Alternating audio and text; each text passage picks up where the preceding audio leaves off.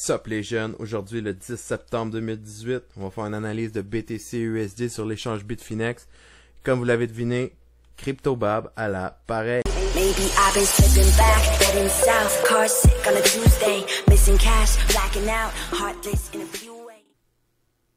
Bon, rentrons dans le vif du sujet. Aujourd'hui, on va rester juste dans les hauts time frames. Pourquoi? Parce que parfois, ça fait du bien de se décoller le nez du 2 minutes, du 5 minutes puis du 15 minutes.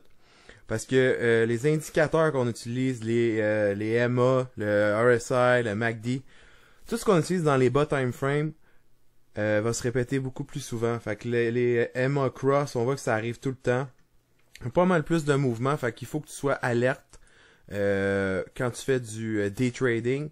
Mais pour là, aujourd'hui, la vidéo, on va regarder seulement les hauts time frames, justement pour se donner une vue d'ensemble, parce que ça fait du bien se décoller le nez de l'écran. On peut faire des trades à moyen terme, c'est aussi bon. Beaucoup moins stressant, beaucoup moins de monitoring à faire, t'as moins à checker tes affaires. Donc, aujourd'hui, on va rester dans le haut time frame. On commence ça. On va regarder le monthly, qu'est-ce qu'il dit. Évidemment, il n'y a pas beaucoup de data. Fait que ça nous dit pas grand-chose. On commence à peine à venir au centre de notre RSI, le MACD.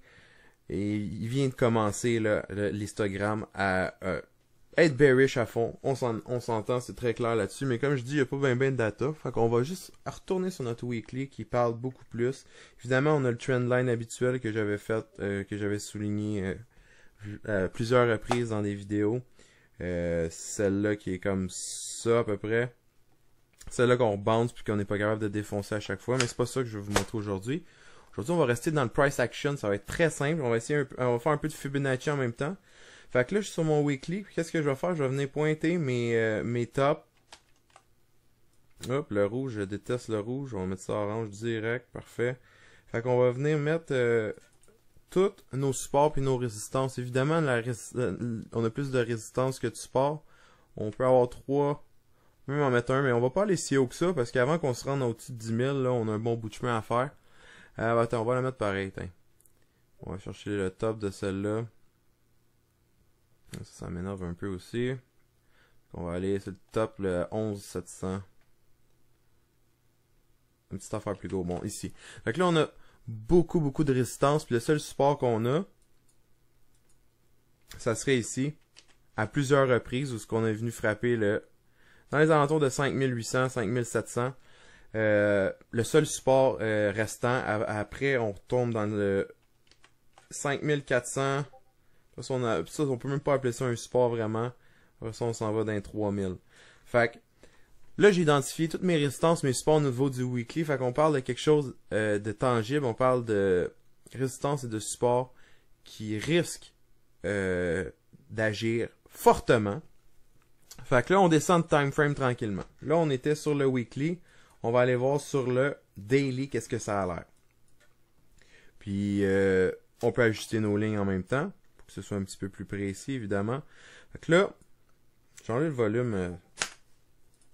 Enlever le volume comme ça, on va clairer un peu la chart. Parfait. Donc, ici, on voit, là, j'ai mon petit area orange sur mon volume. Ça, c'est comme une moving average, comme les lignes que j'ai, là, la orange ou la bleue. Ah, c'est vrai, ça fait un petit peu trop d'orange. On va changer ça avec. On va y mettre un petit... un orange pâle. Un orange jaune. Juste pour différencier de mes trendlines. Parfait. Fait que, en bas sur le volume, j'ai comme un EMA, c'est comme une moving average qui fait la moyenne de volume. Je pense que c'est les 14 derniers jours. Donc, quand on voit que le volume il va plus haut que la petite area en orange, donc il y a eu beaucoup de volume. On voit qu'il y a bien du bearish volume au courant du mois de septembre. 5 septembre, 6, 7.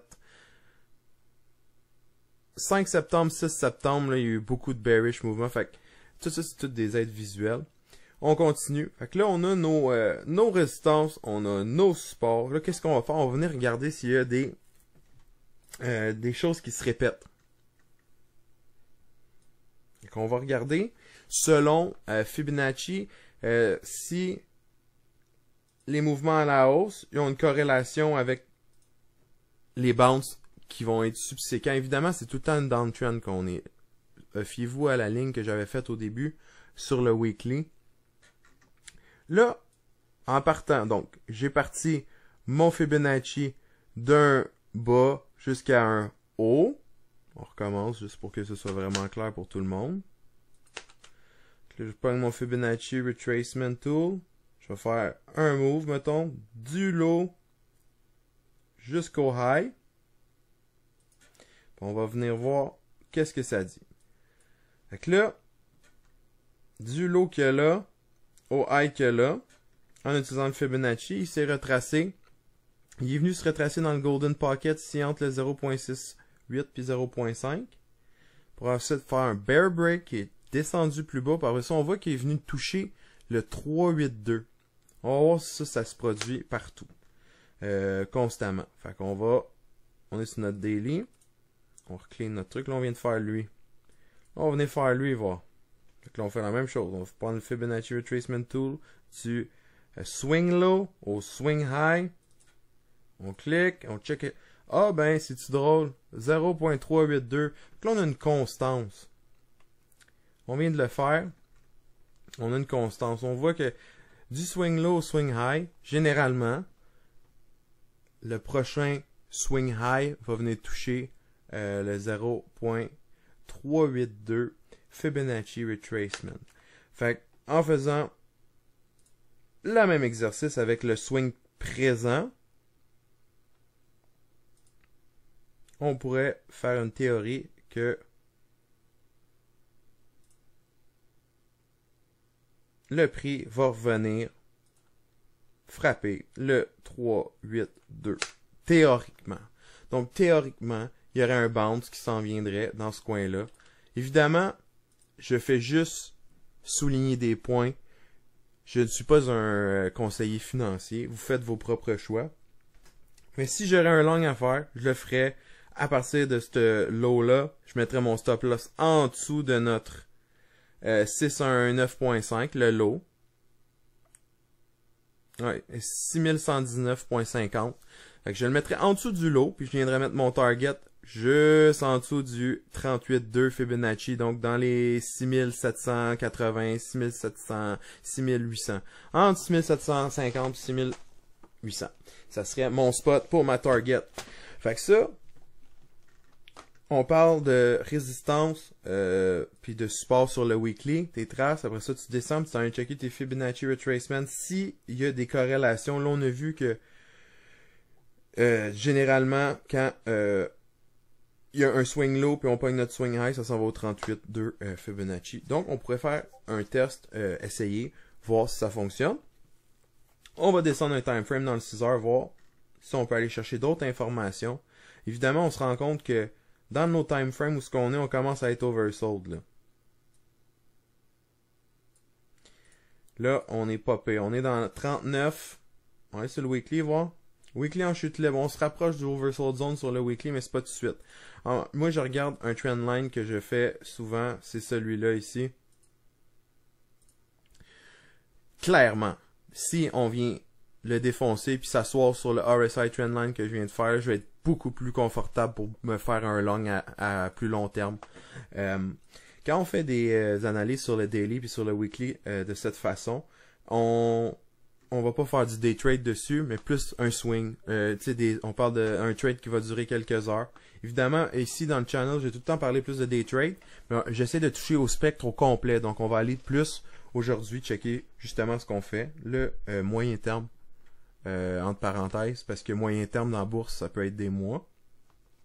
Mais dans crypto, moyen terme, c'est une coupe d'heures ou une coupe de jours. Fait que là, c'est ça.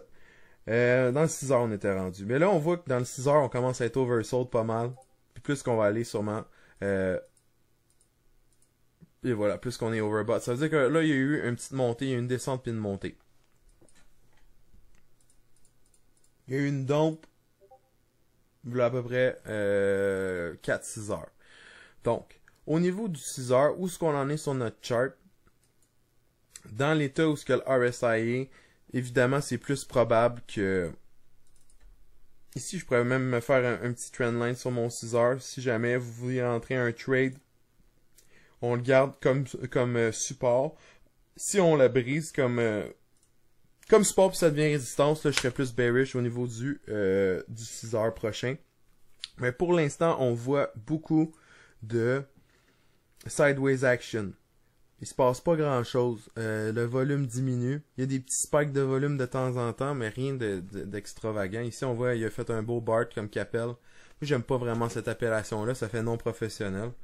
Mais, on pourrait le voir comme un cup and handle formation qui a échoué. On pourrait le voir de plusieurs façons. La technical analysis, l'analyse technique, c'est vraiment unique à chacun et à soi-même. C'est pour ça que j'aime ça, partager mes opinions comme ça avec vous autres, ma gang de jeunes. Puis venez m'en parler sur le Discord s'il y a de quoi. Si vous avez d'autres opinions, vous pensez que c'est pas ça, vous avez une autre vision, il n'y a aucun problème, je suis ouvert à tout. Donc, on continue. On était sur le 6 heures, on va aller dans le 4 heures, ça va être le dernier qu'on va faire aujourd'hui.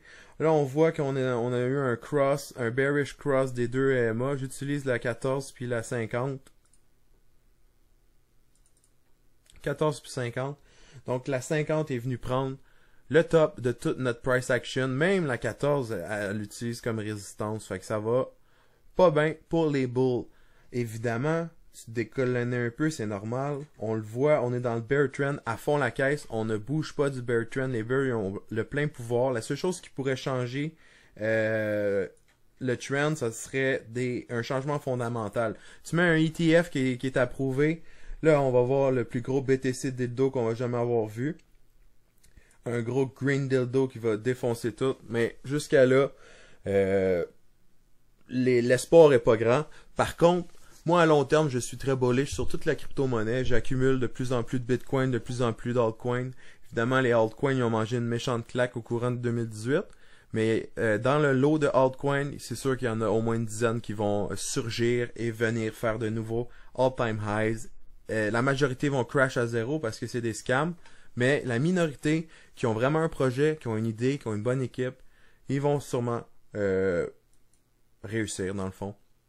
Donc, je m'éloigne du sujet un petit peu. On regarde le volume qui dépasse pas vraiment la moyenne. Donc, une contraction du prix, un volume réduit. Donc, sideways trading pour l'instant, il se passe pas grand-chose. Il faudrait vraiment qu'il y ait un ETF. Je déconseille à chacun et à tous de trader en fonction d'un news. J'ai vu ça, un gars qui voulait entrer un long au cas où qu'il y a un ETF qui est approuvé. C'est la pire idée parce que là, tu vas te mettre les mains en dessous de l'eau direct. Là, ça va pas bien. Là. Tu peux pas trader en ayant un peut-être d'un news qui peut peut-être arriver ou pas. Là, c'est impossible. Essaye de garder ça. Technical analysis. Regarde les prix, les price action. S'il y a un news par-dessus tout ça, tant mieux ou tant pis, tout dépendant de la position que tu as. Si t'es short puis il y a l'ETF approval, t'es fait à l'os, tu viens de te faire liquider one shot. Par contre, si t'es long puis t'as le ETF qui est approuvé, ben bravo, hein, tu viens de faire beaucoup de bread. Fait que c'est ça qu'on voit aujourd'hui. Pas grand chose qui s'est passé depuis un moment. J'avais parlé du bull cross qui s'était passé sur le MACD. Ça n'a pas été long qu'on est de retour au point zéro. Donc on va attendre. Peut-être ça va être le bear cross du MACD. Puis on continue encore pour un petit moment au niveau du bear trend. Allez me voir sur Twitter. Lâchez-moi un follow. Subscribez. C'est là que je lâche mes calls quand je fais des trades. Généralement, je les mets tout le temps public avant d'entrer dans mes positions. J'ai créé un Discord pour faire une équipe de traders, la meilleure équipe de traders qu'on va pouvoir tous s'entraider puis tout faire plein de bread ensemble. Ça va être fou. Donc, venez me voir sur Discord. Vous avez des questions sans stress. Venez me poser ça. Puis, bon, on va finir ça en beauté avec un peace.